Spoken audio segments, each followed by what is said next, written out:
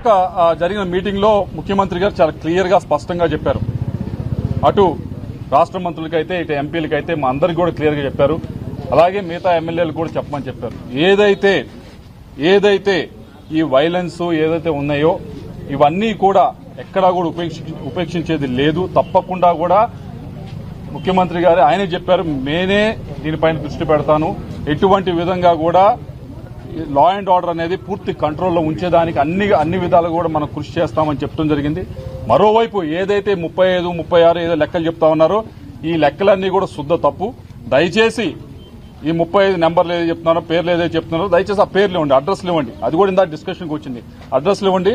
తప్పకుండా ఇక్కడ ఎవరు కూడా ఏ పార్టీ అదో ఇదో చూసి ఈ కులం ఏ మతమో చూసి చేసేది కాదు.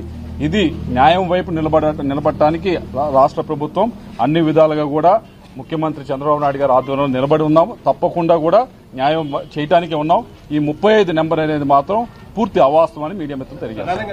ఆయన అంటాం తాలిబాన్ల రాజ్యం నడుస్తుంది ఆంధ్రప్రదేశ్ అని మీరు ప్రాతినిధ్యం వస్తున్న వినుకొండకు వచ్చి చెప్పింది. ఏదైతే వినుకొండలో అయిందో ఇష్యూ దాన్ని పూర్తిగా కూడా పక్కదోవ పట్టిస్తా ఉన్నారు. ఏదైతే విషయం జరిగిందో అది ఈ రోజు పుట్టిన విషయం కాదు. గడిచిన 2 సంవత్సరాల నుంచి కూడా ఇది నడుస్తా ఉంది.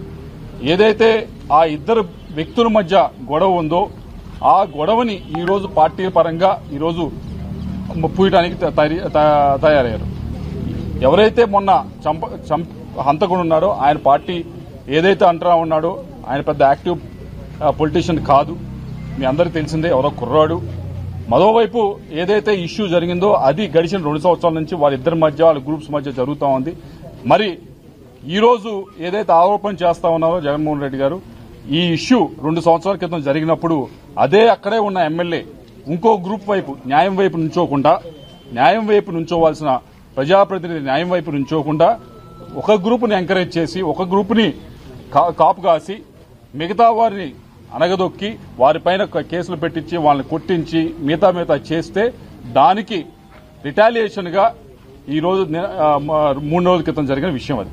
దీన్ని ఎవరూ కూడా ప్రతి ఒక్కరూ వెళ్లారు, మాట్లాడారు, చూశారు. మీడియా మిత్రులు మీకు కూడా తెలుసు అక్కడ యాక్చువల్గా ఏం జరిగిందో. దానికి అనవసరంగా తెలుగుదేశం పార్టీని తీసుకొచ్చి దానికి ఏదో దానికి ఒక కలర్ వేయడానికి ప్రయత్నిస్తున్నారు. అది పూర్తి అవాస్తవం అని చెప్పి తెలుసుకోవాలని చెప్పి వైఎస్ఆర్సీపీ నాయకులు కార్యకర్తలు అందరూ కూడా తెలుసుకోవాలని చెప్పి కోరుతా ఉన్నారు.